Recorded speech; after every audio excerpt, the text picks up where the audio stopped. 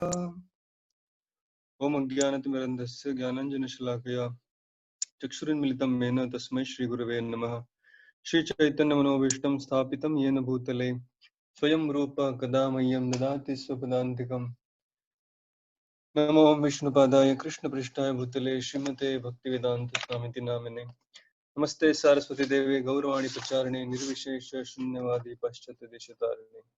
जय श्री कृष्ण चैतन्य प्रभु नित्यानंद श्री अद्वैत गदाधर श्रीवासदि गौर भक्त वृंद। हरे कृष्णा कृष्णा कृष्णा हरे हरे, हरे राम राम राम हरे हरे।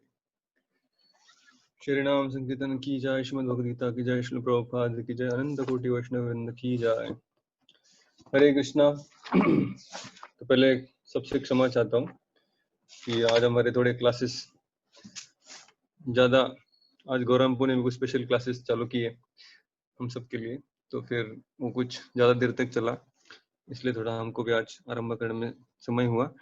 लेकिन हम जितना अभी 40-45 मिनट में जितना चर्चा कर सकेंगे उतना करेंगे, बाकी की चर्चा कल कंटिन्यू करेंगे। तो हमने कल 15वें अध्याय को आरंभ किया था और 15वें अध्याय को हमने 4 भागों में उसको बांट भी दिया था। तो आपको अगर याद होंगे तो उसके जो 4 विभाग है वो इस प्रकार से है। तो पहला, जैसे हमने इसको उदाहरण दिया था संसार का या होटल का, इस पूरे संसार को, इस पूरे जगत को हमने एक होटल की उपमा दी थी कि कैसे भगवत धाम अगर हमारा सच्चा घर है तो फिर ये भौतिक जगत जिसको हम अपना टेम्परेरी घर बनाए हैं, तो कभी कभी इसको परमानेंट समझ के हम यहाँ पर अरेंजमेंट करते रहते हैं, किंतु हमेशा ही हमारा टेम्परेरी घर ही रहेगा। तो इस संसार रूपी जो होटल है या घर है, इसका वर्णन कृष्ण पहले 1 से लेकर 5वें श्लोक तक करते हैं और इसके पश्चात संसार का अनुभव क्या है वो 6 से लेके 11वें श्लोक तक बताते हैं। उसके पश्चात संसार के पालन करता कैसे भगवान है वो 12, 13, 14 3 श्लोकों में बताते हैं। कैसे भगवान ही सहायक है 15वें श्लोक में बताते हैं। और फिर वेदों का सार क्या है 16 से लेकर 16, 17, 18 3 श्लोकों में बताते हैं कि कैसे 2 प्रकार के जीव हैं, परमात्मा है और भगवान उनके परे है। और फिर 19 और 20 श्लोक में इस पुरुषोत्तम को या भगवान श्री कृष्ण को जानने का क्या परिणाम होगा, कैसे उसे सिद्धि प्राप्त होगी, उसके बारे में आखिरी 2 श्लोक है। तो यहाँ पर मैंने डिस्क्रिप्शन लिखा है कि हमारा जो टेम्पररी घर है, तो पहला जो पॉइंट है फर्स्ट सेक्शन 1 से लेकर 5, दूसरा सेक्शन 6 से लेकर 11, संसार के पालन करते कैसे भगवान है 13, 14, 15, 16 कैसे भगवान सहायक है, और फिर आगे भगवान बताएंगे तो 15 में बताते हैं कैसे वो सहायक है, और फिर 16 से लेकर 16, 17, 18 3 श्लोकों में ये 3 बातें बताते हैं जो वेदों का सार है। और फिर 19 और 20 में कैसे भगवान को जानने से व्यक्ति को लाभ होगा उसके बारे में बताते हैं। तो अभी इससे पहले कि हम श्लोकों में जाएं, ठीक है, हम पहले श्लोक से आरंभ करते हैं और फिर उसके बारे में चर्चा करेंगे कैसे ये भगवान का जो भगवान ने जो भौतिक दुनिया बनाई है, कैसे ये दुनिया हम समझ सकते हैं। भगवान पहले श्लोक में कहते हैं, श्री भगवान उवाच ऊर्ध्वमूलमधःशाखम् अश्वत्थं प्राहुरव्ययम् छन्दांसि यस्य पर्णानि यस्तं वेद स वेदवित्। भाषांतर, श्री भगवान म्हणाले, असा एक शाश्वत वटवृक्ष आहे ज्याचे मूळ वर आहे आणि शाखा खाली आहेत आणि पाने वैदिक मंत्र आहेत। जो या वृक्षाला जाणतो तो वेदांना जाणतो। तो वृक्ष का हम सब डिस्कशन पर श्लोक पढ़ते हैं और फिर इसको समझ लेंगे।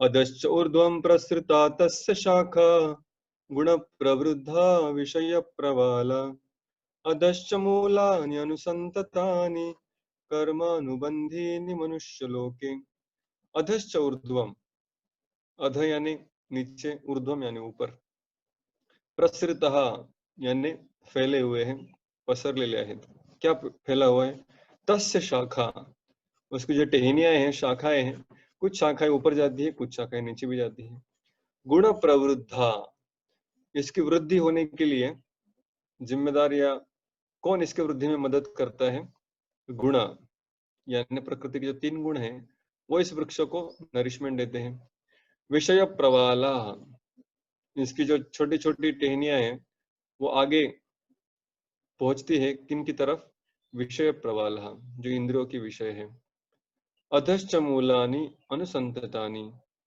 और फिर इसके कुछ मूल उल्टी दिशा में भागते हैं कर्मानुबंधीनि मनुष्य लोके और ये जो मूल है इस जगत को व्यक्ति को बांध के रखते हैं कर्म बंधन में कर्म के चक्कर में इसको अटका देते हैं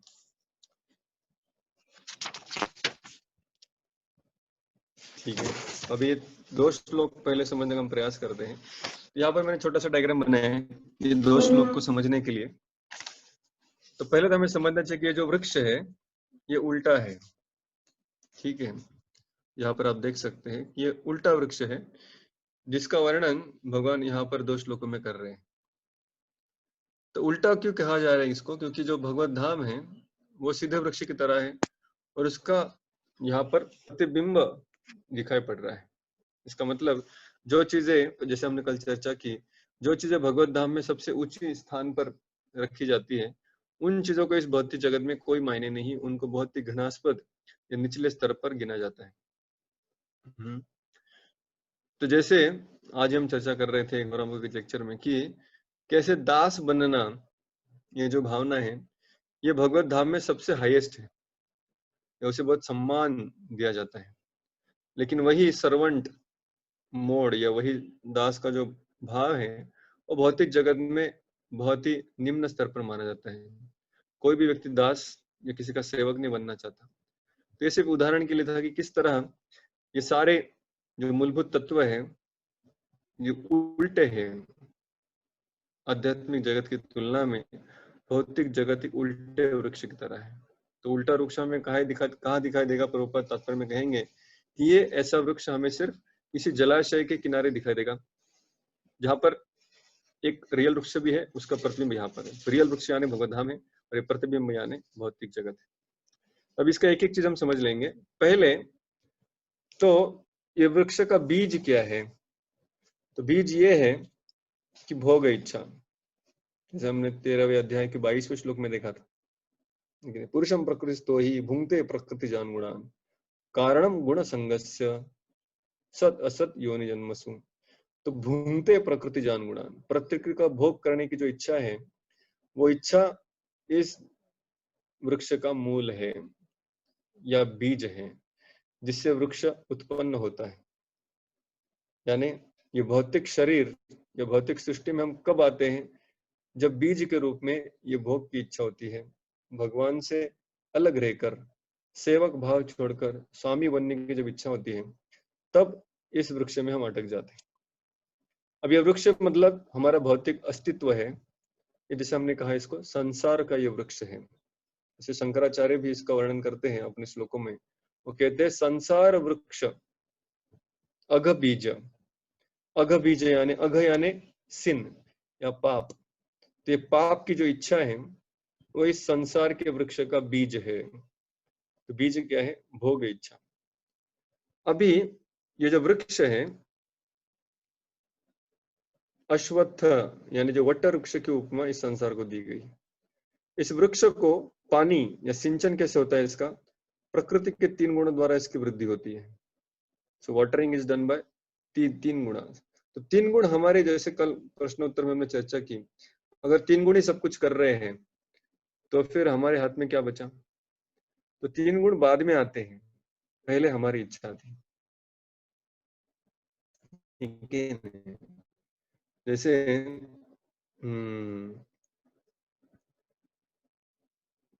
कृष्ण बहिर्मुख जीव भोगवांछक दूसरा स्टेप भोगवांछा करें, भोग की इच्छा करते हैं। और फिर थर्ड स्टेप है निकटस्थ माया तारे झपटिया धरे। तो चैतन्य महाप्रभु ये चीज बताते हैं कि कैसे जीव इस दुनिया में अटकता है कृष्ण बहिर्मुख। तो पहले हम कृष्ण से विद्रोह कर लेते हैं और फिर स्वतंत्र इच्छा करते हैं भोग करने की। तो कृष्ण से विद्रोह पहला स्टेप, फिर भोग की इच्छा, और फिर निकटस्थ माया तारे। तो माया बाजू में ही खड़ी है, क्योंकि भगवान की शक्ति है, छाया है, वहीं पे खड़ी है। जैसे आप कृष्ण को छोड़ते हैं, जैसे हम कृष्ण को छोड़ते हैं, प्रकृति या माया तुरंत झपट लेती है, पकड़ लेती है। तो तीन गुण बाद में आते हैं, पहले हम इच्छा करते हैं। तो इसलिए हमारी फ्री विल या हमारी जो स्वेच्छा है, ये हमारे बंधन का कारण है, ये समझना जरूरी है। तो ये बीज है, सिर्फ पानी ऊपर से दिया जा रहा है। हाँ, उसका भी रोल है, लेकिन उसका रोल अपने आप आरंभ नहीं होगा। खेत में सिर्फ पानी डालने से कुछ उगेगा नहीं, उसमें बीज होने चाहिए। तो वैसे प्रकृति के गुण हमारे कुछ नहीं बिगाड़ सकते हैं अगर हमने ये भोग इच्छा का बीज छोड़ दिया। इसलिए कहते हैं ना कि माम च यो अव्यभिचारेण भक्ति योगेन सेवते सगुणान समतेतान ब्रह्म भूयाय कल्पते। तो पिछले अध्याय के सेकंड लास्ट श्लोक में 14वें अध्याय के 26वें श्लोक में हमने देखा माम च यो अव्यभिचारेण भक्ति योगेन सेवते। जिसके मन में भगवान की भक्ति या सेवा करने की इच्छा उत्पन्न हो गई, मतलब क्या हुआ, मन से अभी भोग की इच्छा नहीं, सेवा की इच्छा उत्पन्न हो गई, फिर क्या होगा, त्रिगुणान समतेतान ब्रह्म भूयाय कल्पते। ऐसा व्यक्ति फिर तीन गुणों के प्रभाव से मुक्त हो जाएगा। तो भोग की इच्छा बीज होगी, तभी प्रकृति के तीन गुण उसके ऊपर हावी होंगे। अगर ये भोग की इच्छा नहीं है तो तीन गुण हावी नहीं होंगे। तो ठीक है, चलो भोग की इच्छा हमने की, फिर प्रकृति में आए, जैसे प्रकृति के संपर्क में आए, प्रकृति ने फिर तीन गुण हमारे ऊपर लाद दिए, और फिर ये संसार का चक्र आरंभ हुआ। और पूरे संसार में ऊपर से लेकर नीचे तक व्यक्ति अटका हुआ है। ये संसार ऊपर यानी ब्रह्मलोक तक फैला हुआ है, और ब्रह्मलोक से नीचे पाताल तक फैला हुआ है। इस वृक्ष में इसकी जो टहनियां हैं, कभी ऊपर जाती है, कभी नीचे जाती है। अधश्च ऊर्ध्वम प्रसृता तस्य शाखा, उसकी शाखाएं कभी ऊपर जाती है, कभी नीचे जाती है। तो कभी इच्छा करके व्यक्ति कभी ऊपर के लोकों में, स्वर्गलोक इत्यादि में भोग करने की इच्छा करता है, कभी कभी नीचे की तरफ जाता है, और नरक की यातना में भी जाकर भोग किया। अधश्च ऊर्ध्वम गुण प्रवृद्धा विषय प्रवाला। जो पहले श्लोक में कहा था छंदांसी यस्य पर्णानि, तो ये बहुत महत्वपूर्ण समझना। आचार्यगण कहते हैं इस वृक्ष के जो पत्ते हैं, वो पत्ते क्या है, वैदिक मंत्र है, ये वैदिक स्तुतियां हैं। खास करके वेदों के वो कर्मकांड के सेक्शंस है, जहां पर कैसे इस सृष्टि में, इस भौतिक जगत में कैसे हम भोग कर सकते हैं, उसका वर्णन किया जाता है। जैसे अगर अच्छा हेल्थ चाहिए तो सूरज की उपासना करो, अच्छा पति चाहिए तो दुर्गा की उपासना करो, अच्छी पत्नी चाहिए तो शिव जी की उपासना करो, इत्यादि इत्यादि। तो ये सारे जो वैदिक ग्रंथों में कर्मकांड के जो विभाग है, उसमें जो देवताओं की उपासना इत्यादि कहा गया है, वो है पत्ते। तो इनको पत्ते क्यों कहा गया है? हालांकि वेदों में पन्ने होते हैं, उनको यहाँ पर पर्णानी यानी इस झाड़ के पत्ते कहा गया है। क्यों? क्योंकि वृक्ष में पत्तों का बहुत महत्वपूर्ण कार्य होता है। जैसे हम सब जानते हैं फोटोसिंथेसिस होता है। फोटोसिंथेसिस यानी वृक्ष के जो पत्ते होते हैं, वो वृक्ष को मेंटेन करते हैं। अगर पत्ते नहीं होंगे तो वृक्ष अपना नरिशमेंट नहीं ले पाएगा। तो उसका जो मेन नरिशमेंट, एक तो उसको नीचे से पानी मिल रहा है, लेकिन दूसरा पत्ते उसके लिए अन्न बना रहे हैं, और फिर वो अन्न पूरे वृक्ष को शक्ति प्रदान करता है। तो वैसे ये जो कर्मकांड सेक्शन है वेदों के, ये व्यक्ति को इस भौतिक जगत में रहने के लिए ही प्रवृत्त करते हैं, इस वृक्ष की सीमा को और बढ़ाते रहते हैं, इस वृक्ष में ही रहने के लिए व्यक्ति को प्रेरित करते हैं। तो इसलिए वैदिक ग्रंथों को या उनके कर्मकांड की खास करके जो विभाग है, उनको इस वृक्ष के पत्ते कहा गया है। आगे कहा गया है विषय प्रवाला। और ये जो टहनियाँ हैं, जैसे वृक्ष में कभी-कभी नए-नए ब्रांचेस या ट्विग्स उगते हैं। तो ये जो नई टहनियाँ उगती हैं, ये जो नई टहनियाँ हैं, वो उनको कहा गया है विषय प्रवाला। तो विषय वस्तु को देखकर व्यक्ति जो भागते रहते हैं, इसलिए प्रवाला यानी जो छोटी-छोटी ब्रांचेस है, नई आने वाली, ये क्यों फूटती है? विषयों को देखकर आगे निकलती है। फिर कहा गया, जैसे वट वृक्ष होता है, वट वृक्ष की बहुत सारी अलग-अलग भी अ, उसके मूल होते हैं। एक तो मूल उसका जमीन में होता है, लेकिन झाड़ के ऊपर से भी नीचे कुछ मूल लटकते हैं। अब ये वृक्ष क्योंकि एनीवे उल्टा लटका हुआ है, तो उसकी जो पारंबी बोलते हैं इसको मराठी में, इसके टॉप रूट्स बोलते हैं इसको, मालूम नहीं। तो ये जो उसके एक्स्ट्रा रूट्स है, तो एक्स्ट्रा रूट्स को क्या कहा गया है? ये व्यक्ति का स्वभाव है।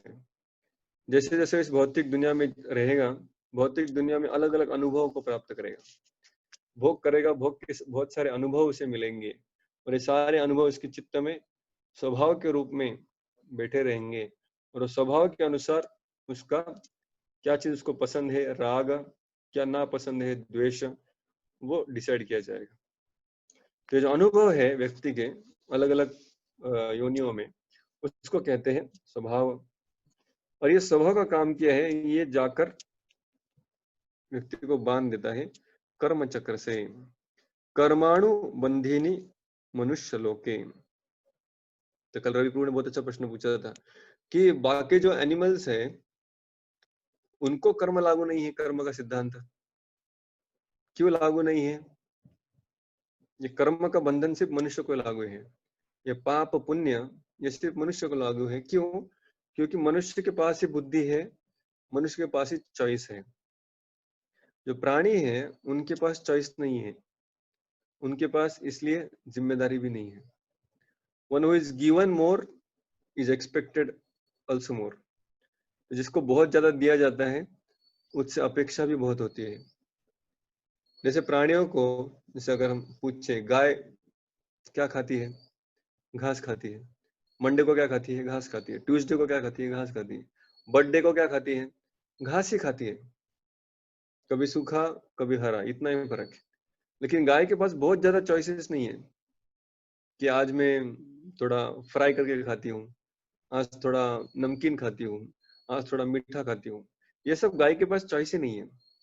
और क्योंकि चॉइस उसको दिया ही नहीं गया है, उसके ऊपर लाद दिया गया है परिस्थिति, उस परिस्थिति में उसके पास कोई चॉइस नहीं, उसको सिर्फ खाना ही है, चबाना और पचाना, उसके अलावा सेकंड ऑप्शन ही नहीं है।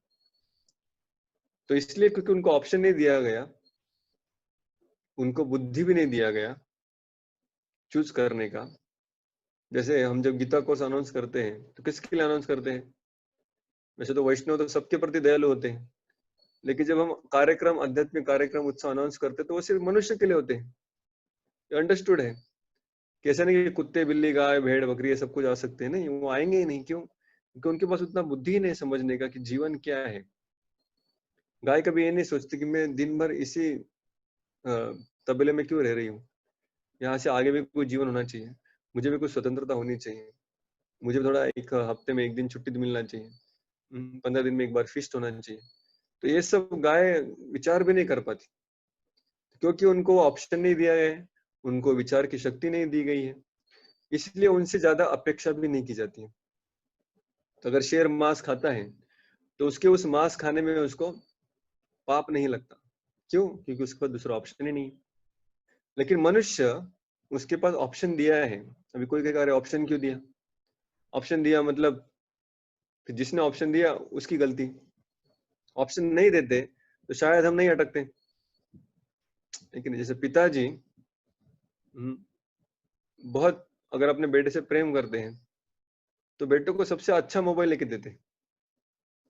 कितने बार हमने देखा है। तो भले ही उनका कैपेसिटी नहीं होगा, फिर भी 15,000, 20,000, 25,000 का मोबाइल, 30, 40, 60 हजार का लैपटॉप खरीद के देंगे। अब पिताजी जानते हैं कि उसके अंदर बहुत सारे ऑप्शन हैं, उस मोबाइल के अंदर, उस लैपटॉप के अंदर।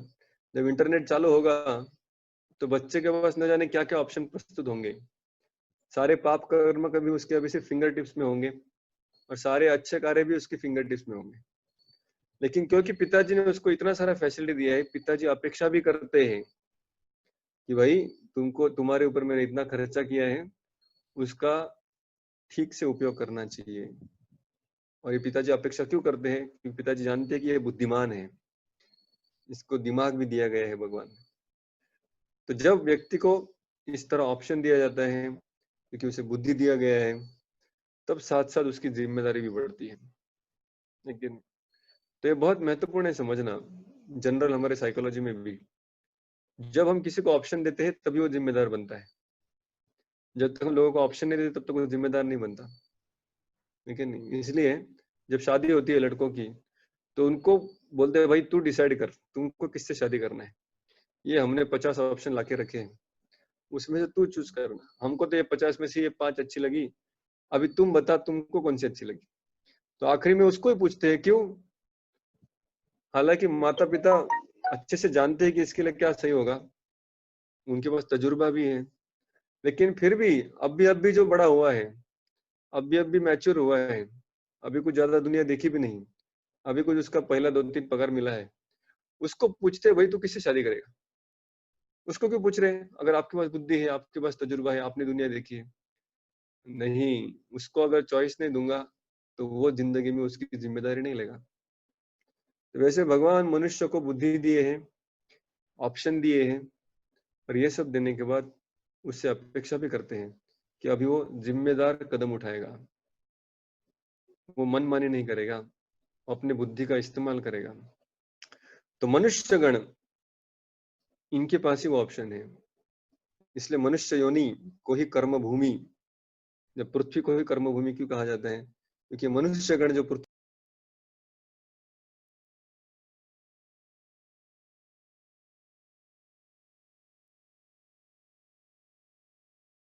के पास ये चॉइस है, हम अच्छे चुनाव करें अपने जीवन के लिए। ऐसा कहा एक बार, जब इलेक्शन आ रहा था, तो बिलबोर्ड पे लिखा था बहुत बड़े अक्षरों में, इफ यू डोंट चूज या if you don't vote, somebody else will choose for you। अगर आप चुनाव नहीं करेंगे, तो बाकी लोग आपके लिए चुनाव करेंगे। अगर आप स्वयं डिसीजन नहीं लेंगे कि मुझे क्या चाहिए जीवन में, तो ये दुनिया डिसाइड करेगी फिर आपके जीवन में क्या आना चाहिए। इसलिए वो जिम्मेदारी जो है, बहुत महत्वपूर्ण है। तो कोई भी अपने जीवन के लिए, अपने दुख दर्द के लिए इसको, उसको, भगवान को, प्रकृति को, आजू-बाजू के लोगों को जिम्मेदार नहीं रख सकता, क्योंकि हम उतने बुद्धिमान भगवान ने करके भेजा है हमको कि हम अपने जीवन की जिम्मेदारी ले पाए। So that maturity is expected from one who is supplied with options and intelligence। तो ये मनुष्यगण, इस मनुष्य को ये संसार का वृक्ष समझाया जा रहा है, ताकि वो ठीक से जिम्मेदारी ले पाए। अभी कभी-कभी इस दुनिया को जब हम समझने जाते हैं, बहुत सारे प्रश्न उठते हैं कि एग्जैक्टली हम कब इस दुनिया में आए, क्या डेट था, कौन सा टाइम था, कौन सी मैंने वो इच्छा की थी, कौन सा भोग करने की इच्छा की थी, उसकी वजह से इस दुनिया में आया। मैं जब वापस जाऊंगा, तो फिर क्या गारंटी कि वापस नहीं आऊंगा, फिर मेरी इच्छा हो गई तो फिर आना पड़ेगा। तो फिर ऐसा क्यों कहा गया, यद गत्वा न निवर्तन्ते तद धाम परमम मम। तो ऐसे कई सारे प्रश्न हैं, लेकिन भगवान तीसरे श्लोक में कहते हैं, न न रूपम अस्य इह तथोपलभ्यते, नान्तो न च आदिर्न च संप्रतिष्ठा, अश्वत्थमेनं सुविरूढ़मूलम् असंग शस्त्रेण दृढ़ेन चित्वा। भगवान कहते हैं, न रूपम अस्य इह तथो उपलभ्यते। इसका जो रूप है, इह मतलब इस जगत में रह के, तथो न उपलभ्यते, इस दुनिया में रहकर इस दुनिया को नहीं समझ पाएंगे। लेकिन जब भूल भुलैया के अंदर हम होते हैं, जंतर मंतर जैसे जयपुर में जाएंगे, तो वहां पर एक अ, भूल भुलैया है, तो इसके अंदर आप जब घूमते रहेंगे, तो आपको कुछ समझ में नहीं आएगा, थोड़ी देर के बाद मैं कहाँ पर हूँ, ईस्ट कौन सा है, वेस्ट कौन सा है, कहाँ जाना है, सब कुछ सेम सेम ही दिखता है। लेकिन जो व्यक्ति बाजू वाले बिल्डिंग में खड़ा है ऊपर, और ऊपर से देख रहा है, वो जानता है कि ये कहाँ पे अटका है, राइट लेगा निकलेगा, लेफ्ट लेगा निकलेगा, कहाँ से चालू हुआ था इसका अटकना, कहाँ पे एग्जिट है। जब तक इस दुनिया में है तब तक इस दुनिया को पूरी तरह समझना हमारे कैपेसिटी से बाहर है। न रूपमस्य ततोपलब्ध। लोग कहते हैं लेकिन अगर बुद्धि थी हमारे पास तो हमें ये समझने में थोड़ी मदद होनी चाहिए, सब कुछ समझ में आना चाहिए। ऐसा क्यों चल रहा है? नान्तो न च आदिर न संप्रतिष्ठा। इस वृक्ष का ना अंत दिखता है, न आदि दिखता है, संप्रतिष्ठा या इसका मध्य, इसका आधार क्या है, वो भी समझ में नहीं आता। तो अभी ये वृक्ष के बारे में बताया क्यों फिर? अगर इसको पूरी तरह से समझ नहीं पाते, समझ नहीं सकते, तो फिर थोड़ा बहुत समझा के क्यों हमारा दिमाग खराब कर रहे हैं? फिर हम आगे सोचते रहते हैं कि भाई चलो इतना समझा, इतना एक्सप्लेन किया प्रभु जी ने, अभी और बाकी सारे उत्तर भी मिलने चाहिए। हम्म, कर्म का इतना, जैसे एक व्यक्ति ने प्रश्न पूछा था एक प्रोग्राम में कि व्यक्ति पहले पाप करता है, फिर पाप करने की वजह से उसको पुलिस पकड़ के लेके जाती है, पुलिस भी उसको थोड़ा बहुत दंड देती है। पुलिस के पहले अगर समझो गांव वालों ने पकड़ लिया तो गांव वाले भी धुलाई करते हैं, फिर पुलिस की धुलाई खाता है, फिर उसके बाद जेल से वापस आएगा, अपना जीवन जिएगा क्योंकि उसने पाप किया है, उस पाप का फल उसको इस जीते जी भी कुछ मिलेगा। फिर जब मृत्यु हो जाएगी तब पुनः न- नरक में जाएगा। नरक में जाने के पहले थोड़ा पितृलोक में वेटिंग टाइम रहेगा, पितृलोक में भी यातना होगी, फिर वहां से नरक लोक जाएगा। नरक में अलग अलग प्रकार के कूपों में, कभी तेल में तला जाएगा, कभी फ्राइंग पैन में चलना पड़ेगा, कभी अग्नि को गले लगाना पड़ेगा, ये सारा दुख दर्द भुगतना पड़ेगा। और फिर जो पाप किए उसकी वजह से कुछ नीचे योनि में जन्म भी होगा, फिर अगले जन्म में भी वो कंटिन्यू होगा। अरे भाई, व्यक्ति ने थोड़ा बहुत गलती किया, उसका इतना तकलीफ क्यों दे रहे हैं उसको? तो क्यों क्यों क्यों? ये जो प्रश्न है ये बहुत बड़ा प्रश्न है। लेकिन भगवान यहाँ पर एक ही चीज बता रहे हैं, ये क्यों का एक ही आंसर है कि ये जो भौतिक संसार का आरंभ क्यों हुआ। यहाँ पर आपको जो भी दुख दर्द मिल रहा है क्योंकि ये जो जगह है वो जगह का स्वभाव ही ऐसा है। यहाँ पर जो आएगा जेल में उसको दंड ही मिलने वाला है, इसलिए हम सबको दंडित मिल रहा है। तो फिर मुझे संसार में डाला क्यों? वापस एक क्यों, क्यों डाला? क्योंकि तुमको भगवान से स्वतंत्र रहने की इच्छा थी। क्यों मैंने इसी अच्छी इच्छा की? ज्यादा प्रश्न मत पूछो। ये वृक्ष बता क्यों रहा हूँ? ये वृक्ष को जानने का एक ही प्रयोजन है, एक ही हेतु है जिसके लिए वृक्ष बता रहा हूँ। भले इसको पूरी तरह से समझ नहीं पाते, किंतु अश्वत्थम एनम सुविरूढ़ मूलम। एक एक सत्य जान लो, ये जो अश्वत्थ है, ये जो वृक्ष है, एनम सुविरूढ़ मूलम, ये बहुत ही गहरा है। इसका जो मूल है ये बहुत गहरा है, उससे आप ढूंढ नहीं पाएंगे। लेकिन एक चीज पक्का है। क्या पक्का है? असंग शस्त्रेण दृढ़ेन छिद्यते। इसको काटना है, ये निर्णय पक्का है। कैसे काटना है वो फिर भगवान बताते। तो इसलिए संसार में मैं कैसे गिरा, क्यों मुझे अटकाया गया, क्यों मुझे इतना दुख दर्द हो रहा है, भगवान कह रहे अगर आप जान गए कि दुख दर्द मिल रहा है, सुख मिल नहीं रहा है, तो ये जान लो कि तुम सुख ढूंढ रहे हो लेकिन गलत जगह पे ढूंढ रहे हो।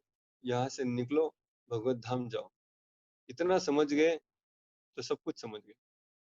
यहाँ से निकले कैसे मगर, ये हमारा प्रश्न होना चाहिए। क्यों यहाँ पर आए, कैसे यहाँ पर आए, वो सवाल महत्वपूर्ण नहीं है अभी। अभी सवाल महत्वपूर्ण ये है कि कैसे मैं यहाँ से बाहर निकलूं। जैसे प्रभुपाद बताते थे, अगर आपको मलेरिया का बुखार हो गया है, अभी कौन सा मच्छर काटा ये ढूंढना बड़ा मुश्किल है। लेकिन हाइड्रोक्सीक्लोरोक्विन, पॉल्सीगो, क्विनिन, ये सब दवाई ले लो, मलेरिया का दवाई ले लो और ठीक होके घर चले जाओ।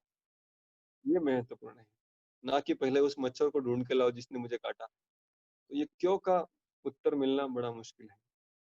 ये समझो कि इस वृक्ष को तोड़ना है, इससे अपने आप को छुड़ाना है। कैसे छुड़ाएंगे? असंग शस्त्रेण दृढ़ेन छित्त्वा। तो जो भोग की इच्छा की थी, जो भोग से आसक्ति है, वो छोड़नी पड़ेगी। संग यानी आसक्ति, असंग यानी अनासक्ति। तो स्वामी बनने की जो इच्छा है वो त्याग दो, सेवक बनने की इच्छा स्वीकार करो, क्योंकि वही मनोवृत्ति में वैकुंठ में रह सकते हैं। वहां पर एक ही स्वामी है, आर सबभृत्य, एकल ईश्वर कृष्ण, आर सबभृत्य। वहां पर सिर्फ एक ही स्वामी है, एक ही मालिक है। और बाकी सब उनके दास हैं। तो अगर हम अपने उस भोग या मालिक बनने की जो इच्छा है, उससे अगर हमारी आसक्ति जो छोड़ देंगे, अनासक्त हो जाएँगे, तो उस अनासक्ति के शस्त्र से, वो अनासक्ति का शस्त्र है, वो धारदार होना चाहिए। एक बार मारेंगे तो टूटना चाहिए। उसको धार कैसी लगेगी? दृढ़ता से। वो शस्त्र सिर्फ़ हाथ में होने से कुछ नहीं होगा, दृढ़ता भी होनी चाहिए। पकड़ भी पक्की होनी चाहिए, दम लगा के ठोकना होगा, तब जाकर निकलेंगे बाहर। बोले दृढ़ नहीं यानी निश्चय। ये निश्चय कहाँ से मिलेगा? जब हमारी बुद्धि दृढ़ होगी। बुद्धि कहाँ से मिलेगी? शास्त्रों का अध्ययन करेंगे। शास्त्रों का अध्ययन कैसे होगा? भक्तों के संग में। तो भक्तों के संग में शास्त्रों का अध्ययन करने से जो बुद्धि अनासक्ति में निश्चयी हो गई है, उस बुद्धि से फिर व्यक्ति इस वृक्ष को काट सकता है। हालाँकि वृक्ष को हम काट नहीं सकते, वृक्ष तो यहाँ पर ही रहेगा, संसार चलते रहेगा, लेकिन हम अपने आप का जो संबंध है इस वृक्ष से, उसको काट सकते हैं। हमारा जो इस संसार के साथ में बांधे रखे हैं, उस बंधन को हम काट सकते हैं और फिर मुक्त हो सकते हैं। यहाँ तक तीसरे श्लोक तक भगवान ने इस वृक्ष के बारे में कहा। प्रभुपद के तात्पर्य हम इसमें क्या कहते हैं वो पढ़ेंगे।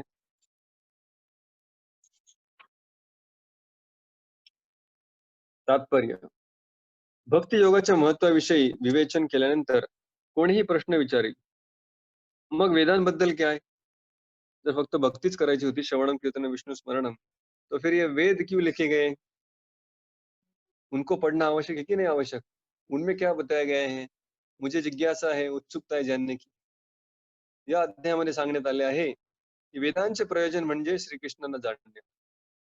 इस अध्याय में बताया जाएगा कि भाई वेदों का सार क्या है, वेद क्यों बनाए गए? वेदैश्च सर्वम अहमेव वेद्यो वेदांत कृत वेदविद एव चाहम. तो 15वें श्लोक में भगवान बताएंगे कि कैसे 15.15 तो कैसे ये वेद है वो सिर्फ मुझे जानने के लिए बने. प्रभुपाद यहाँ पर पूरे अध्याय का समरी दे रहे हैं 2 वाक्यों में. ये अध्याय में क्या दिया गया है? वेदों का सार दिया गया.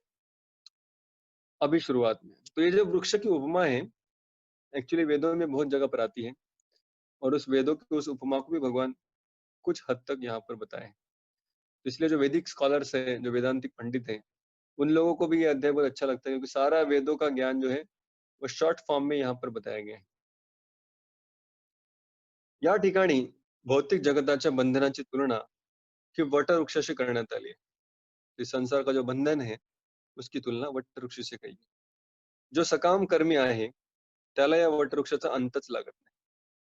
तो जो भोग भोग करने की इच्छा से अलग-अलग अपने कर्म करते रहता है, स्वर्ग इत्यादि प्राप्त करने के लिए, उसको तो इसका अंत ही नहीं मिलता.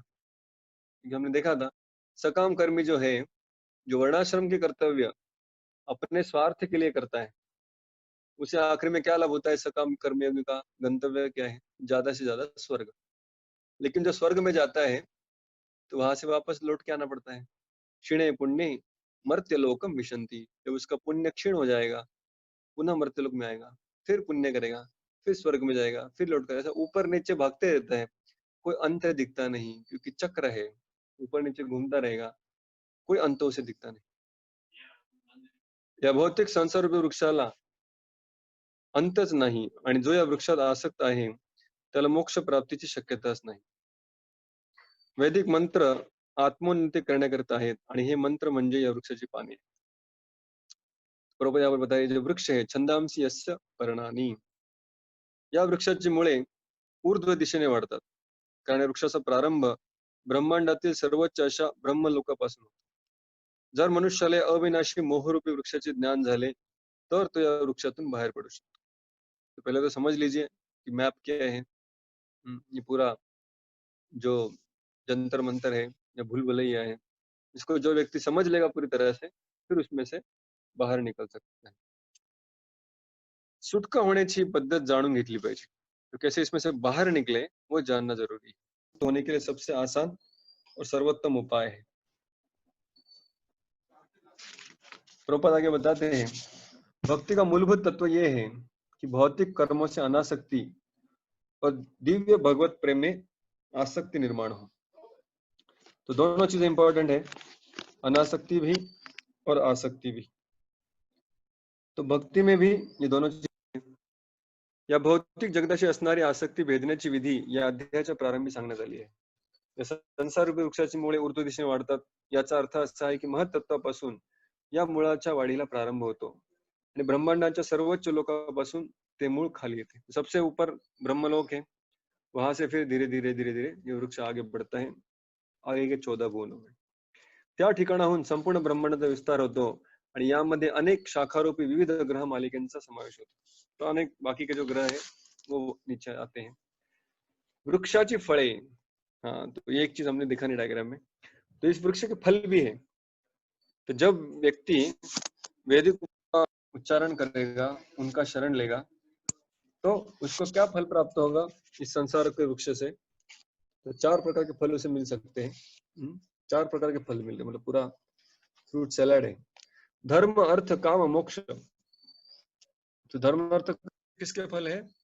भौतिक वृक्ष के ही फल है. भले इनको जो चतुर पुरुषार्थ कहा जाता है, लेकिन इस भौतिक वृक्ष के ही फल है जो इसी जगत में हमको रहने के लिए और सुविधा प्रदान कर सकते हैं. या जगामध्ये जरी फांद्या खाली आणि मुळेवर असलेला वृक्ष आढळत नसला तरी असाही वृक्ष अस्तित्वात असतो. प्रभुपाद कह रहे, अरे उलटे वृक्ष की बात कर रहे आप, कहाँ मिलता है ऐसा वृक्ष? असा वृक्ष जलाशयाच्या तीरावर आढळू शकतो. आपण पाहू शकतो की तीरावर असलेल्या वृक्षाचे प्रतिबिंब पाण्यात पडलेले असते आणि त्यामध्ये वृक्षाच्या फांद्या खाली तर मूळ वर असल्याचे आढळते. दुसऱ्या शब्दात सांगायचे तर हा संसार रूपी वृक्ष म्हणजे वैकुंठ जगत रूपी वास्तविक वृक्षाचे केवळ एक प्रतिबिंब आहे. तो वैकुंठ का प्रतिबिंब इस जगत में जो दिखता है. ज्याप्रमाणे वृक्षाचे प्रतिबिंब पाण्यात स्थित असते, त्याप्रमाणे आध्यात्मिक वृक्षाचे प्रतिबिंब इच्छांमध्ये स्थित असते. तो देखिए प्रभुपाद कह रहे हैं कि वृक्ष का प्रतिबिंब पाने के लिए किसके ऊपर प्रतिबिंबित होगा, उस साधन की भी आवश्यकता है. तो जैसे वृक्ष का प्रतिबिंब नदी के पानी में आता है, जलाशय के पानी में आता है, वैसे आध्यात्मिक जगत का प्रतिबिंब कब बनता है? जब इच्छाएं आती है. तो भगवान स्वतंत्र रहेगा, जो भोग की इच्छा है वो इच्छा के बलबूते पर आधार पर यह वृक्ष बढ़ता है आगे. इसलिए उसको बीज, या यहाँ पर प्रभुपाद जैसे कह रहे हैं पानी की उपमा दे रहे हैं, जिसके ऊपर यह वृक्ष आधार ले रहा है. प्रतिबिंबित भौतिक प्रकाशात वस्तुस्थित होण्याचे कारण म्हणजे इच्छा आहे. ज्याला या संसारातून बाहेर पडण्याची इच्छा आहे त्याने पृथक्करणात्मक अध्ययनाद्वारे या वृक्षाचे पूर्ण ज्ञान जाणून घेतले पाहिजे. तेव्हाच तो या वृक्षाशी असणारा आपला संबंध छेदू शकतो. तो जब इस वृक्ष का हम ठीक तरह से इसका अध्ययन करेंगे, समझ लेंगे जितना हो सके अपने बुद्धि के द्वारा, ये समझने के पश्चात इस वृक्ष से अपना जो संबंध है उसको काटना है. क्योंकि हम पूरे संसार को तो काट नहीं सकते, इसको खत्म नहीं कर सकते, लेकिन अपना जो इस संसार से संबंध है, कम से कम अपने आप को तो हम मुक्त कर सकते हैं. हा वृक्ष म्हणजे खऱ्या वृक्षाचे असल्याने ती एक हुबेहूब प्रतिकृतीच आहे. तो एकदम डिक्टो रिफ्लेक्शन है. प्राकृत जे काही आहे ते सर्व आध्यात्मिक जगतातही आहे. तो जितना वैरायटी हमको यहाँ पर दिखता है, कम से कम उतना वैरायटी तो भगवत धाम में है ही. निर्विशेषवादी निराकार ब्रह्मालाच या भौतिक जगत रूपी वृक्षाचे मूळ मानतात. तो कई बार लोग कहते नहीं परम सत्य मतलब निर्विकार है, निराकार है.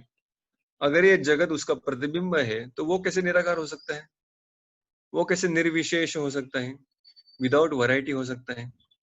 वहां पर वैरायटी है तो प्रतिबिंब में वैरायटी आएगा. तो प्रभुपाद यहाँ पर लॉजिक दे रहे हैं. तो इसलिए जो परम सत्य है सिर्फ निर्विकार कैसे हो सकता है, सिर्फ ब्रह्म कैसे हो सकता है? नहीं, उसमें भी बहुत सारा वैरायटीज है, सविशेष है.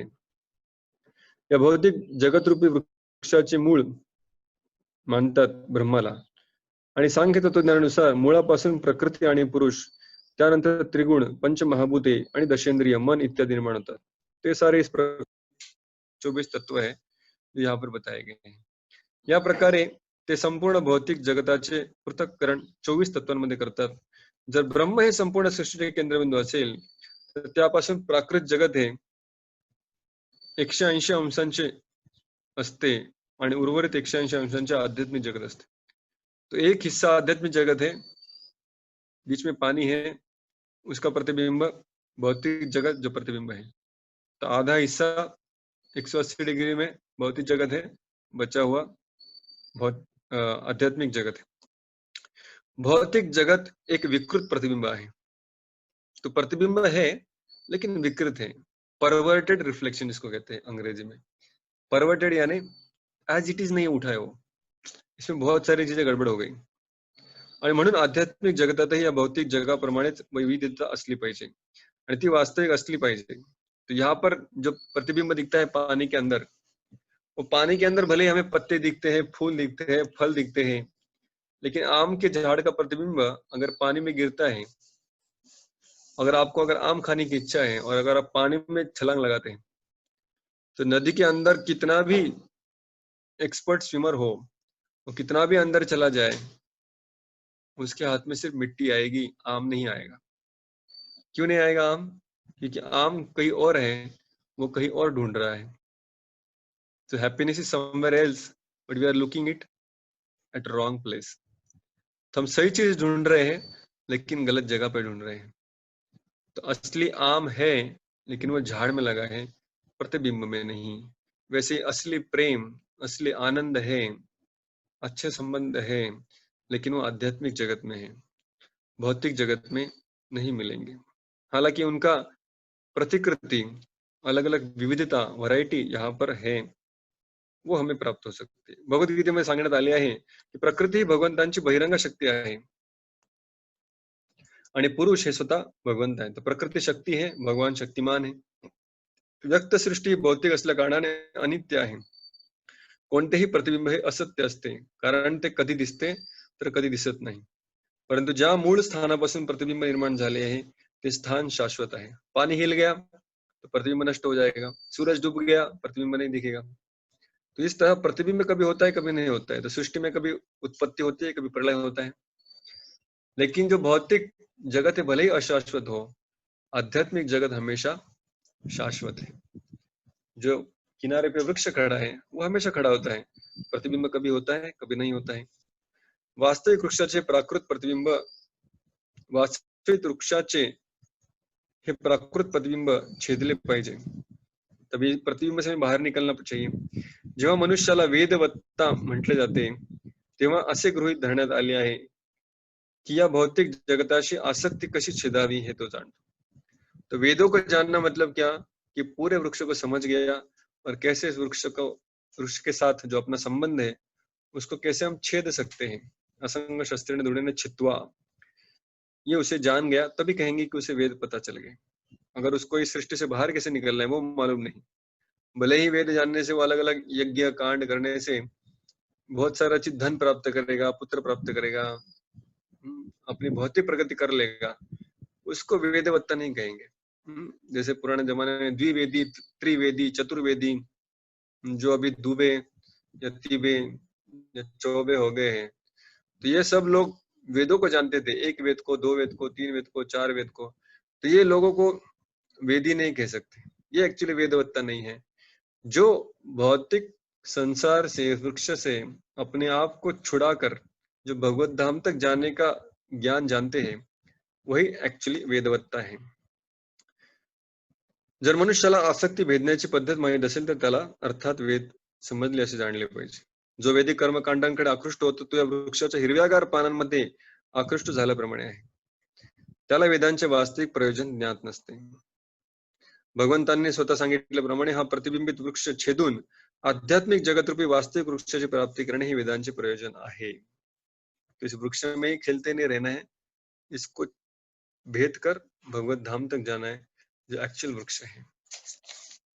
अगले श्लोक का तात्पर्य पढ़ेंगे हम और यहाँ पर रुकेंगे। अधश्च ऊर्ध्वं प्रसृतास्य शाखा गुण प्रवृद्धा विषय प्रवाला अधश्च मूलानि अनुसंततानि कर्माणु बंधीनि मनुष्य लोके। या वृक्षाच्या त्रिगुणांनी पोषण केलेल्या शाखा वर आणि खाली पसरलेल्या आहेत, याच्या डहाळ्या म्हणजे इंद्रिय विषय आहेत। या वृक्षाची मुळे खालीही पसरलेली आहेत आणि ती मानव समाजाच्या सकाम कर्मांशी बांधली गेली आहेत। तात्पर्य प्रभुपाद लिखते हैं, वट वृक्षाचे अधिक विस्तृत वर्णन या श्लोकामध्ये करण्यात आले और ज्यादा डिटेल बताया जा रहा है। या वृक्षाच्या शाखा सर्व दिशेने पसरल्या आहेत। खालच्या बाजूला म्हणजे मनुष्य, घोडे, गायी, कुत्री, मांजरी इत्यादी जीवांच्या विविध योनी आहेत. जो नीच योनी आहे उदर. जीवांच्या अभिव्यक्ती शाखांच्या खालच्या भागाशी आहेत. तर वरच्या भागाशी देवता, गंधर्व अनेक उच्च जीव योनी आहेत. तो जो नीची की शाखा है मतलब नीच योनी, ऊपर की शाखा मतलब उच्च योनी. ज्याप्रमाणे झाडाची वाढ पाण्याने होते त्याप्रमाणे वृक्षाची वाढ त्रिगुणांनी होते. इसका पोषण, इसको शक्ति कहाँ से मिलती है?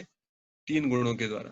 3 गुण व्यक्ति को इस दुनिया से और बंधने के लिए मदत करते हैं. कधी-कधी पाण्याच्या अभावामुळे आपल्याला ओसाड जमीन आढळते, तर कधी-कधी आपल्याला हिरवीगार जमीन आढळते. त्याचप्रमाणे विशिष्ट प्राकृतिक गुण जेथे अधिक प्रमाणात आहेत, तेथे या प्रमाणात विविध जीव योनी अभिव्यक्त होतात. तो अगर सत्व गुण का पानी डालेंगे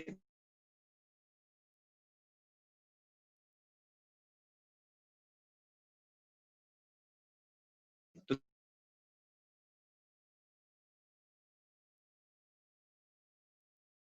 अधो रजोगुण का पानी डालेंगे तो सीधा बढ़ेगा, बीच वाले राजसा. और तमोगुण का अगर पानी डालेगा तो निचली योनि में चला जाएगा. तो इस तरह कुछ शाखाएं ऊपर जाती है, कुछ शाखाएं नीचे जाती है योनि के अनुसार.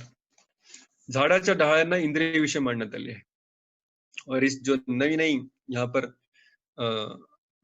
ब्रांचेस निकलती है उसको कहा गया इंद्रिय विषय. प्राकृतिक गुणांच्या विकासाद्वारे आपण विविध इंद्रिय विकसित करतो आणि इंद्रियांद्वारे विविध प्रकारच्या इंद्रिय विषयांचा उपभोग घेतो. शाखांच्या अग्रभागी कान, नाक, डोळे इत्यादी इंद्रिय आहेत आणि ही इंद्रिय विविध इंद्रिय विषयांच्या उपभोगाशी संबंधित है. तो अपने इंद्रिय हमेशा इंद्रिय भोग के प्रति बढ़ते रहती है आगे.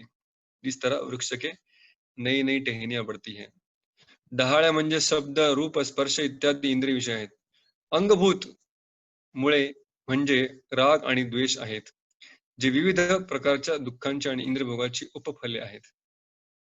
अंगभूत मुळे, अब ये जो रूट्स है, एक तो मैंने कहा कि जमीन के अंदर का रूट और दूसरा झाड़ के ऊपर से नीचे तक बढ़ता है रूट्स सब तरफ से, तो उसको कहा गया मराठी में अंगभूत मूल. तो ये जो मूल है वो क्या है? स्वभाव है, राग और द्वेष, आसक्ति है. तो ये हमने देखा. फिर प्रभुपाद कहते हैं ये जो मूल है वो जाके किसको, कर्म फल को हमें बांध कर रख देते हैं. पुण्य आणि पापवृत्तीचा या दुय्यम मुळांपासून विकास झाल्याचे मानले जाते आणि ही मुळे सर्व दिशेने पसरली असतात.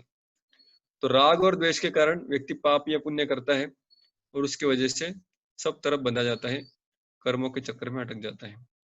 उच्चतर लोकांमध्ये आपल्या विविध पुण्य कर्मांचा भोग घेतल्यावर मनुष्य पुन्हा खाली या पृथ्वीवर येतो आणि उच्च लोकांच्या पुनःप्राप्ती करता पूजा सकाम कर्म इत्यादि करतो. या मनुष्य लोकाला कार्यक्षेत्र मानले जाते. तो मनुष्य इस तरह ऊपर जाता है, नीचे जाता है, लेकिन मनुष्य के योनि में जब आता है तभी ऊपर या नीचे जाने का ऑप्शन खुलता है. समझ रहे हैं? जब तक मनुष्य नहीं बनता तब तक उसके पास कर्म करने का कोई अधिकार ही नहीं है. तो कर्म योनि या कर्म भूमि मनुष्य लोक ही है, मनुष्य जन्म ही है. जो मनुष्य जन्म है उसमें व्यक्ति के पास ज्ञान है, समझ है, ऑप्शन है, तभी वो निर्णय ले सकता है कहाँ जाए अभी. तो फिर वो थोड़ा पुण्य कमाता है और फिर मौज मस्ती करने के लिए, रिट्रीट करने के लिए उच्च योनि में स्वर्ग में चला जाता है, या फिर बहुत गवाता है पुण्य, पाप कमाता है और फिर दंड के कारण निचली योनि में चला जाता है. निचली योनि में एक बार जब चला जाता है तब उसके पास चॉइस नहीं है, ऑप्शंस नहीं है, बुद्धि नहीं है.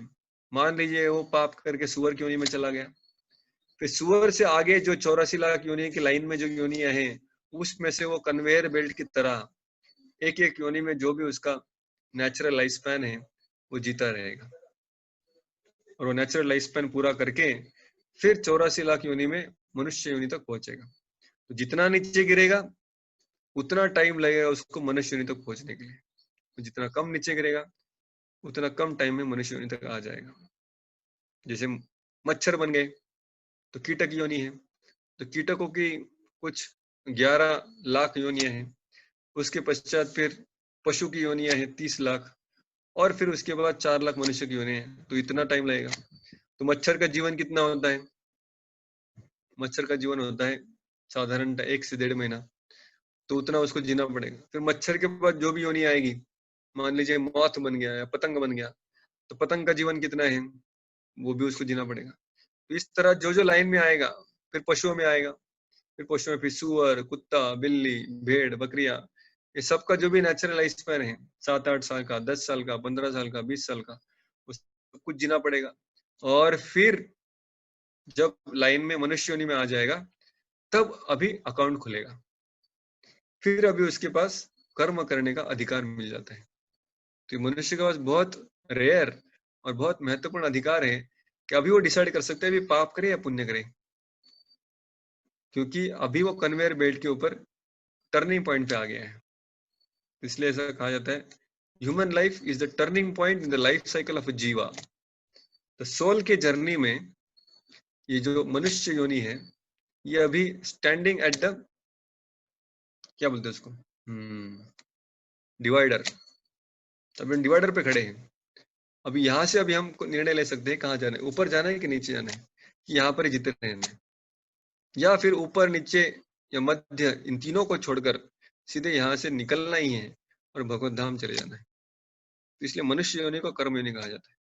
तो ये नीचे योनि का हो गया। ऊपर की योनि में अगर जन्म मिले, जैसे किसी को देवता का जन्म मिल जाए, तो देवताओं के पास भी एक्चुअली देखा जाए तो कुछ ज्यादा कर्म करने का चॉइस है नहीं। वो सुख और उपभोग में इतने लगे रहते हैं, स्वर्ग में मानो इतना सुख है कि एक्चुअली उन लोग के पास फ्री विल नाम का कुछ चीज बचता ही नहीं है कि नहीं। अगर आपके आजू बाजू 56 भोग रखा गया और आपको कहा गया कि प्रभु जी अभी आज फास्टिंग कीजिए, आप एकादशी एकादशी कुछ नहीं है, लेकिन आप कुछ मत खाइए, तो एक्चुअली उसके पास वो चॉइस ही नहीं है अभी। जब वो सब तरफ से उसके मनपसंद आइटम से घेरा हुआ है, तो ऑप्शन ही नहीं है कि खाए कि नहीं खाए, वो अपने आप ही खाने के लिए ही प्रवृत्त होता है। तो वैसे ही स्वर्ग के जो लोग हैं, उनके पास एक्चुअली देखा जाए तो चॉइस ही नहीं है। तपस्या करना, उपवास करना, भगवान का नाम लेना या फिर सत्संग करना, ये सब उनसे होगा ही नहीं। इसलिए देवतागण भी भागवत में प्रार्थना करते हैं कि हमें भी अगर आप कृपा दें, तो हम भी मनुष्य की योनि में जन्म लेना चाहते हैं, ताकि वहां पर थोड़ा सुख है, थोड़ा गम है, कभी खुशी है, कभी गम है। बहुत ज्यादा सुख नहीं है जिससे कि हम पूरे हवा में चले जाए, बहुत ज्यादा दुख भी नहीं है प्राणियों जैसा कि कुछ विकल्प ही ना बचे, किंतु उतनी बुद्धि और उतना धैर्य बचता है कि हम भक्ति के कार्यों को अपने जीवन में स्वीकार कर पाए, कुछ तपस्या करें, कुछ भगवान की आराधना करें, अपने आप को दास बनने के लिए अपने आप को ट्रेन करें, और फिर उस दास भाव में अभ्यास करें कैसे सेवा की जाती है। तो ये सारा जो है, इसी मनुष्य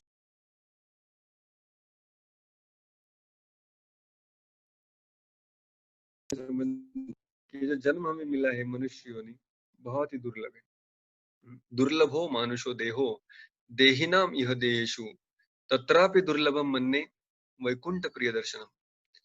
तो एक तो मानव देह दुर्लभ है, उससे भी दुर्लभ है उस मानव देह में वैकुंठ प्रिय दर्शनम। जो वैकुंठ को प्रिय मानते हैं वैष्णवगण, वो वैष्णव का जो संग है, वो संग इस मानव जीवन में और ज्यादा दुर्लभ है। तो 4 लाख योनि के मनुष्यगण यहाँ वहां घूम रहे हैं, दौड़ रहे हैं, लेकिन समझ में नहीं आता उनको करना क्या है। समझ में कब आएगा? जब वैकुंठ प्रिय दर्शनम, जब वैकुंठ में रहने वाले भगवान के जो भक्त हैं, वैष्णवगण जब हमारे जीवन में आएंगे, तब जाकर हमारा जो चॉइस का फैकल्टी है, उसका हम पूरी तरह इस्तेमाल करना आरंभ करते हैं। तब तक तो व्यक्ति राग और द्वेष, क्या पसंद है क्या नापसंद है, उसी तरह कार्य करते रहता है, मानो पशु ही बन के रहते हैं। इसलिए प्रभुपाद कहते थे, without Krishna consciousness this life is like a life of cats and dogs. तो हमें कुत्ते बिल्ली की तरह नहीं जीना है, प्रभुपाद कहते थे, मनुष्य की तरह जियो। मनुष्य की तरह जियो मतलब आपके पास जो चॉइस दिए गए उसको इस्तेमाल करो। मूर्ख की तरह जैसे क्षण आ रहा है सामने वैसे मत जियो। समझ लो, प्लान करो अपने जीवन को कि कहाँ जाना है, और जो ध्येय हमने चुना है वो बहुत बड़ा ध्येय है। अगर उसको हम प्रति क्षण प्रतिदिन अगर याद नहीं करेंगे, उसको सामने स्पष्टता से नहीं रखेंगे, तो फिर अपने कदम भी उसकी तरफ बढ़ेंगे नहीं। तो हमें चाहिए कि अपना बुद्धि का इस्तेमाल करें। बुद्धि का एक अंग है मेमोरी, स्मरण। हमारे ध्येय को हमेशा स्मरण में रखें, हमारे पूजनीय भगवान को हमेशा स्मरण में रखें, उनके उपदेशों को हमेशा स्मरण में रखें, हमेशा हरिनाम का स्मरण करें और ये स्मरण करने से फिर इस मनुष्य देह को हम सफल बना सकते हैं और ये कोटि-कोटि योनियों से जो घूम-घूम के आए हैं, उस उस दुर्लभ मानव जन्म को सिद्ध कर सकते हैं और इस जन्म मृत्यु के चक्कर से कर्म बंधन से निकल सकते हैं। तो भगवान कह रहे हैं, "न रूपमस्य यह ततोपलभ्यते, न अंत न च आदिर् न संप्रतिष्ठा।" इस वृक्ष को पूरी तरह जानने का अभ्यास मत करो, प्रयास मत करो, क्योंकि इसमें तुम्हारी बुद्धि पूरी तरह से काबिल भी नहीं है। प्रयास ये करो कि कैसे इससे बाहर निकल सके। असंग शस्त्रेण दृढ़ेन चित्वा। तो कैसे इस असंग शस्त्र को हम इस्तेमाल करें और फिर इसको काटने के बाद हम जाएँ कहाँ? क्योंकि अगर किसी को कहे कि भैया अपने सारी उपाधियाँ छोड़ दो, इस दुनिया से तुम्हारा नाता तोड़ दो, तो व्यक्ति बड़ा डर जाता है कि कैसे इस दुनिया से नाता तोड़े? वही तो मेरी पहचान है। ये देश, ये परिवार, ये स्वजन यही तो मेरी पहचान है। इनसे आप मुझे नाता तोड़ने बोल रहे हैं, तो मैं जीऊँगा कैसे? मेरी तो कुछ आइडेंटिटी नहीं बचेगी। तो फिर भगवान अगले श्लोक में हमें नए आइडेंटिटी भी देंगे, कि मैं सिर्फ़ आपको कपड़े उतारने के लिए नहीं कह रहा हूँ, नए कपड़े भी प्रदान कर रहा हूँ। तो पहले उपाधियाँ निकालनी है और दूसरी उपाधि अपने साथ जोड़नी है। वो क्या है? वो हम कल के अभ्यास में देखेंगे। तो कल भी गौरव का लेक्चर है, लेकिन हम अ, तो वो भी 3 साढ़े 3 तक चलता है। तो अगर आपकी अनुमति हो, तो आप प्रेमरस को वैसे मैसेज कीजिए, तो हम वैसे पौने 4 को ये क्लास आरंभ करके और फिर पौने 5 तक तो कम से कम इसको फिर हम चला सकते हैं। अगर जैसे हमने आज किया, तो पौने 5 बज गए हैं, तो आप सबकी अनुमति हो तो हम टाइम शिफ्ट कर सकते हैं। अगर पॉसिबल नहीं तो फिर हम रिकॉर्डिंग करके रखे ही रहे, आप सब लोग बाद में भी उसको सुन सकते हैं। बहुत-बहुत धन्यवाद। हरे कृष्णा, श्रील प्रभुपाद की जय, अनंत कोटि वैष्णव वृंद की जय, ग्रंथराज श्रीमद् भगवद गीता की जय।